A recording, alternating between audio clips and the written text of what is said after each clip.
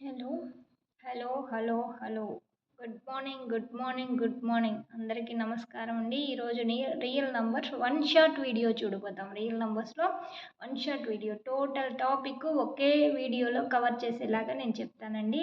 Real numbers ఒక క్లాస్లో ఎంతమంది పిల్లలు ఉన్నారు, ఎంతమంది ప్రెసెంట్, ఎంతమంది యాబ్సెంట్ అనేది మనం ఎట్లా క్యాలిక్యులేట్ చేస్తామో నంబర్స్లో, అదే రియల్ నంబర్స్ అండి. ఓకేనా? మనకు తెలిసిన నంబర్సే వాస్తవ సంఖ్యలు. వాస్తవంగా మనం ఏ నంబర్స్ యూస్ చేస్తామో దాన్ని రియల్ నంబర్స్ అంటారు.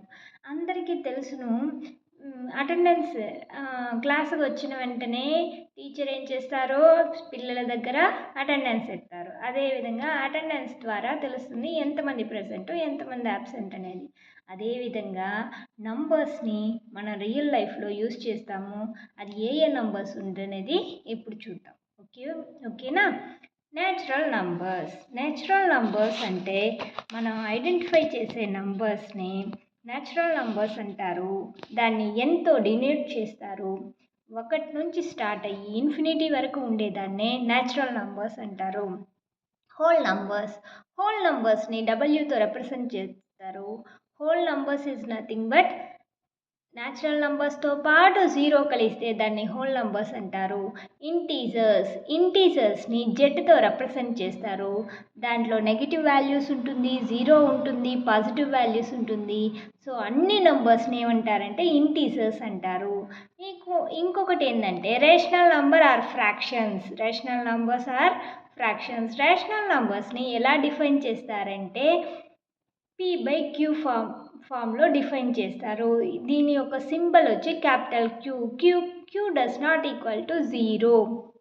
P/Q ఫామ్లో ఉండే వల్ల Q అనేది డస్ నాట్ ఈక్వల్ టు 0లో ఉంటే అది రేషనల్ నంబర్స్ అంటారు. Irrational numbers does not equal to P/Q. Irrational numbers వచ్చి does not equal to P/Q. Irrational numbers 2గా క్లాసిఫై చేస్తున్నారు. ఒకటి టర్మినేటింగ్, ఇంకొకటి నాన్ టర్మినేటింగ్. టర్మినేటింగ్ అంటే నంబర్స్ని డివిజన్ చేస్తే మనకు 1.2, 1.4 టర్మినేట్ అయిపోతుంది, అక్కడికి నిలిచిపోతుంది డివిజన్ అనేది. నాన్ టర్మినేటింగ్ అగైన్ 2 టైప్స్గా క్లాసిఫై చేస్తున్నారు. ఒకటి రిపీటింగ్, ఇంకొకటి నాన్ రిపీటింగ్ ఆర్ రీఅక్కరింగ్. రిపీటింగ్ అంటే డివిజన్ చేసినప్పుడు ఒకే నంబరు తిప్పి అదే నంబర్ రిపీటెడ్గా వస్తే దాన్ని రిపీటింగ్ అంటారు. నాన్ రిపీటింగ్ అంటే వచ్చిన నంబర్ కాకుండా వేరే నంబర్లు వస్తే పాయింట్ తర్వాత దాన్ని నాన్ రిపీటింగ్ ఆర్ రీఅక్కరింగ్ అంటారు. ఇప్పుడు మీరు చూస్తున్నది రియల్ నంబర్స్లో ఇర్రేషనల్ నంబర్స్ ఎన్నిగా క్లాసిఫై చేస్తున్నారు? Terminating, non terminating, repeating, not repeating. ఓకేనా? సో రియల్ నంబర్స్ ఏది సమ్మేళనంగా ఉందంటే రేషనల్ నంబర్స్ ప్లస్ ఇర్రేషనల్ నంబర్స్ని చేర్చి రియల్ నంబర్స్ అంటారు. హోల్ నంబర్స్ ఇప్పుడు మనం క్లాసిఫై చూసినాం కదా. నేచురల్ నంబర్స్ ఎక్కడుంది? 1 to infinity. హోల్ నంబర్ ఎక్కడుంది? 1 to infinity పాటు 0 చేరిస్తే అది హోల్ నంబర్స్ అవుతుంది. ఇంటీజర్స్ ఎక్కడుంది? నెగిటివ్ నెంబర్స్తో పాటు 0 పాజిటివ్ నెంబర్స్ ఉంటే అది ఇంటీజర్స్ అవుతుంది. దాని తర్వాత ఏంది? రేషనల్ నంబర్స్ని ఫ్రాక్షన్స్ అని కూడా అనొచ్చును. ఇర్రేషనల్ నంబర్స్ అనేది ఆల్రెడీ మనం చూసిందే. అది terminating, non terminating, non terminating మళ్ళీ 2 టైప్స్గా క్లాసిఫై అయింది, రిపీటింగ్, నాన్ రిపీటింగ్. ఓకేనా? By understanding of those numbers we conclude that ఈ నంబర్స్ నుంచి మనం అర్థం చేసుకునేది ఏంటంటే రియల్ నంబర్స్ దేనికి ఈక్వల్గా ఉందంటే వాస్తవ సంఖ్యలు అనేది రేషనల్కు మరియు ఇర్రేషనల్ నంబర్స్ చేరిస్తే అది వాస్తవ సంఖ్యలు అవుతుంది. ప్రతి ఒక్క real number located as a number లైన్లో ఉండే ఒక్కొక్క నంబర్ని ఏమంటారంటే రియల్ నంబర్ అంటారు. ప్రైమ్ నంబర్స్ అంటే ఏంది? కాంపోజిట్ నంబర్స్ అంటే ఏంది? ప్రైమ్ నంబర్స్ అంటే ఏంది? కాంపోజిట్ నంబర్స్ అయితే ఏ నంబర్ అయితే 1 కంటే ఎక్కువగా ఉంటుందో దాని ఫ్యాక్టర్స్ ఆ నంబరే ఉంటే దాన్ని ప్రైమ్ నంబర్స్ అంటారు. ఫర్ ఎగ్జాంపుల్ 2కి ప్రైమ్ నంబర్కి దాని పాజిటివ్ ఫ్యాక్టర్స్ ఏంటంటే 1, 2. 3కి చూసినామంటే 1, 3. 11కి చూసినామంటే 1, 11. This are the prime numbers. Composite numbers అంటే ఏంది? the number is greater than 1 that has more than 2 positive factors. Positive factors అనేది 2 కంటే ఎక్కువగా ఉండాలా, ఆ నంబర్ అనేది 1 కంటే ఎక్కువగా ఉంటే దాన్ని కాంపోజిట్ నంబర్ అంటారు. ఫర్ ఎగ్జాంపుల్ 4కి కాంపోజిట్ నంబర్ ఏంటంటే 1, 2, 4. సో 1, 2 మాత్రం ఉంటే అది ప్రైమ్ ఫ్యాక్టర్ అయింది. అది కాకుండా ఇంకొక 4 అనేది ఒక ఫ్యాక్టర్ 2 కంటే ఎక్కువ ఫ్యాక్టర్స్ వచ్చింది కాబట్టి దాన్ని ఏమంటారు? కాంపోజిట్ నంబర్ అంటారు. మల్టిపుల్స్ అంటే ఏంది? ఫ్యాక్టర్స్ అంటే ఏంది? మల్టిపుల్స్ అంటే టేబుల్స్లో వచ్చే అవుట్పుట్ అంతా ఏమంటారంటే మల్టిపుల్స్ అంటారు. 2 1s are 2, 2 2s are 4, 2 3s are 6, 2 4s are 8, 2 5s are 10, 2 6s are 12 అట్లా వచ్చేదాన్ని అన్ని మల్టిపుల్స్ అంటారు. ఫ్యాక్టర్స్ అంటే the number is divided by exact value is called factor. ఒక డివిజన్లో P/Q ఫార్మేట్లో ఉంటే దాన్ని సింప్లెస్ట్ ఫామ్గా ఎట్లా రాస్తామో దాన్ని ఏమంటారంటే ఫ్యాక్టర్ అంటారు. దాన్ని ఏమంటారంటే ఫ్యాక్టర్. ఫర్ ఎగ్జాంపుల్ 15/3 ఉంటే 3తో 5 డివిజన్ అవుతుంది. సో 3 వచ్చి 15 యొక్క ఫ్యాక్టర్ అని చెప్తారు. 1 అనేది ఒకటి ప్రైమ్ నంబరు కాదు, కాంపోజిట్ నంబరు కాదు. నెయిదర్ ప్రైమ్ నార్ కాంపోజిట్. దీంట్లో ఇంపార్టెంట్ అయిన ఫార్ములా ఏం ఫార్ములా అంటే fundamental theorem of arithmetic. Every composite number can be expressed as a product of prime numbers. Composite numberని మనం ఎలా ఎక్స్ప్రెస్ చేస్తామంటే ప్రోడక్ట్ ఆఫ్ ప్రైమ్ నంబర్స్గా రిప్రజెంట్ చేస్తాము. ఫర్ ఎగ్జాంపుల్ 60 అనేది కాంపోజిట్ నంబరు. దాన్ని ప్రోడక్ట్ ఎలా డిఫైన్ చేస్తున్నాం అంటే 2 స్క్వేర్ ఇంటూ 3 ఇంటూ 5, 2 3 5 అన్నీ ప్రైమ్ నంబర్సే. ప్రైమ్ నంబర్స్ కూడా ప్రోడక్ట్ కాంపోజిట్ నంబర్ అని నిరూపించబడింది. This is the fundamental theorem of arithmetic. Fundamental theorem of అర్థమెటిక్ని యూస్ చేసి మనం ఏమేమి కనుక్కోవచ్చు అని చూసామంటే LCM కనుక్కోవచ్చు, HCF కనుక్కోవచ్చు, ఏదన్నా పవర్స్ ఎన్గా ఉంటే ఎండింగ్ విత్ జీరోనా కాదా అని కనుక్కోవచ్చు, టర్మినేటింగ్గా రిపీటింగ్గా కనుక్కోవచ్చు, ఇర్రేషనాలిటీ ప్రూఫ్ని కనుక్కోవచ్చు. These are the uses for fundamental theorem of arithmetic. ఇప్పుడు HCF అండ్ LCM చూస్తాం. HCF అంటే హైయెస్ట్ కామన్ ఫ్యాక్టర్, LCM అంటే least common multiple. Highest common factor అనేది ఒక 3 నంబర్స్ ఇచ్చినారు, 12, 15, 21. దీంట్లో ఫస్ట్ మెథడ్ ఇది. ఫస్ట్ మెథడ్ చూసినామంటే 12తో 21ని డివిజన్ చేస్తే రిమైండర్ 0 వచ్చేంత వరకు డివిజన్ చేస్తాం. 12 1s are 12, రిమైండర్ 9. 9ని అగైన్ 12తో డివిజన్ చేస్తే 3, 3ని అగైన్ 9తో డివిజన్ చేస్తే 0. నెక్స్ట్ 2 నంబర్స్ యూస్ చేసాము, ఇంకొక నంబర్ మిస్ అయింది. ఆ నంబర్ని ఈ 3తో మళ్ళీ డివిజన్ చేసినామంటే 3 15, 3 5s are 15, రిమైండర్ 0. అప్పుడు ఈ నంబర్స్ యొక్క HCF ఏమవుతుందంటే 3 అవుతుంది. ఇది వచ్చి ఏం మెథడ్ అంటే ఫండమెంటల్ థీరమ్ ఆఫ్ అర్థమెటిక్. ఓకేనా. నెక్స్ట్ సెకండ్ మెథడ్, ఇది నార్మల్ మెథడు, మనకు తెలిసిన మెథడు, మనం నార్మల్గా యూస్ చేసే మెథడు. 12, 15, 21 3తో డివిజన్ అవుతుంది. 3 4s are 12, 3 5s are 15, 3 7s are 21. So HCF అనేది 3 అవుతుంది. ఇది నార్మల్ మెథడ్. ఓకేనా. ఇంతకుముందు చూసింది FTA method. Next find HCF. 17, 19, 3. There is no common multiple. ఇప్పుడు 17, 19, 3 ఏ టేబుల్లోనూ పోదు, అన్ని ప్రైమ్ నంబర్సే కాబట్టి దీనికి హైయెస్ట్ కామన్ ఫ్యాక్టర్ వచ్చి 1 అవుతుంది. Next LCM of 4, 12, 20. దీంట్లో ఫస్ట్ మెథడ్ కామన్ మెథడే మనం యూస్ చేసేది. 4, 12, 20 2తో డివిజన్ చేస్తామంటే 2 2s are 4, 2 6s are 12, 2 10s are 20. Again 2తో చేసినప్పుడు 2 1s are 2, 2 3s are 6, 2 5s are 10. Again 3తో చేసినప్పుడు 1 1s are 1, 3 1s are 3, 5 అట్లే ఉంటుంది. అగైన్ 5తో చేసినప్పుడు అన్నీ 1 అవుతుంది. అప్పుడు LCM ఏమవుతుందంటే 2 square into 3 into 5, LCM is equal to 60. ఇది ఫస్ట్ మెథడ్, మనం నార్మల్గా తెలిసిన మెథడ్. సెకండ్ వన్, 4ని మల్టిపుల్స్గా ఎట్లా రాస్తాం? 2 ఇంటూ 2 అంటే 2 స్క్వేర్. 12ని మల్టిపుల్స్గా ఎట్లా రాస్తాం? 6 ఇంటూ 2. 6ని అగైన్ ఎట్లా రాస్తాం? 2 ఇంటూ 3 ఇంటూ 2. అప్పుడు 2 స్క్వేర్ ఇంటూ 3.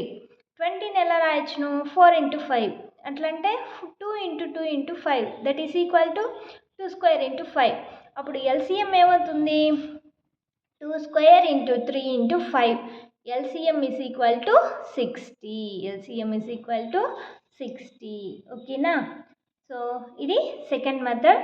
ఈ మెథడ్ని ఏమంటారంటే ఫండమెంటల్ థీరమ్ ఆఫ్ అర్థమెటిక్ అంటారు. Fundamental theorem of arithmetic. Next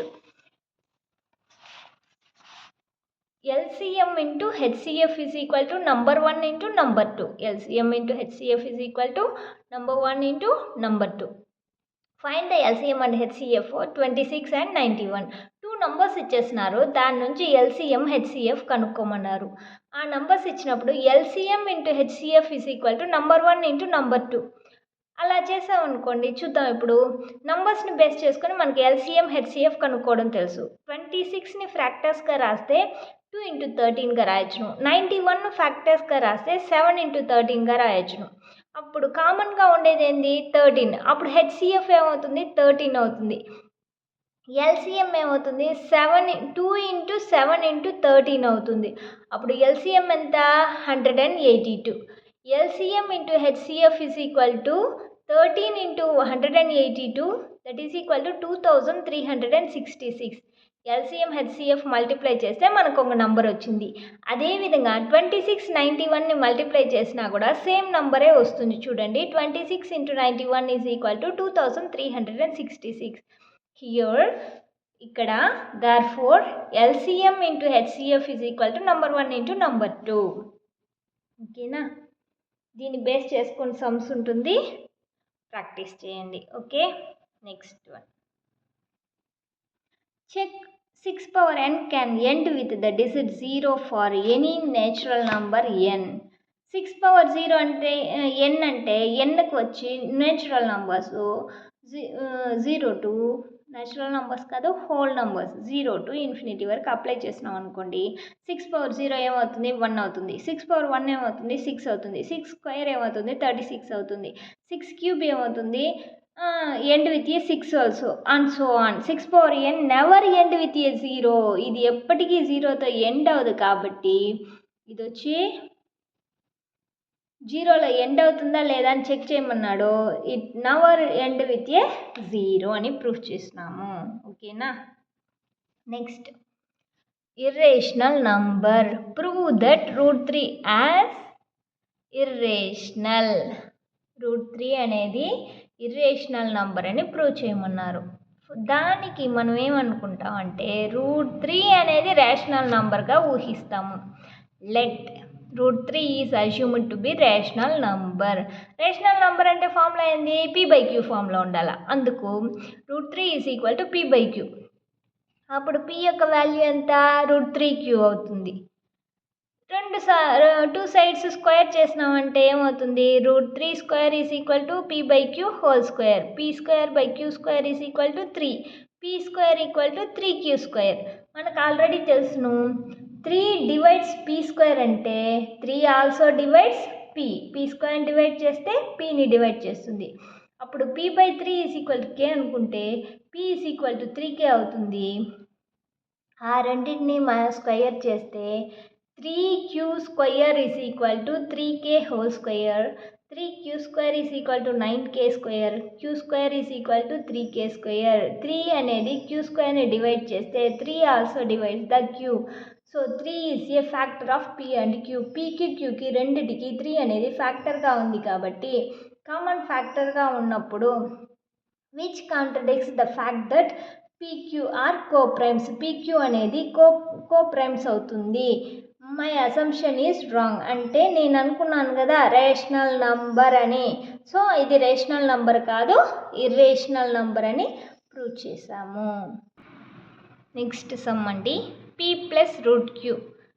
p+√qని irrational నంబర్గా ప్రూవ్ చేయాలా. Let p+√q is a rational number. Rational number అనుకున్నాము కాబట్టి ఇక్కడ p క్యూలో ఉంది కాబట్టి రేషనల్గా a/b తీసుకుంటాను. p+√q is equal to a/b. అప్పుడు √q ఏమవుతుంది a/b - p. √q is equal to a - bp/b. √q is rational number.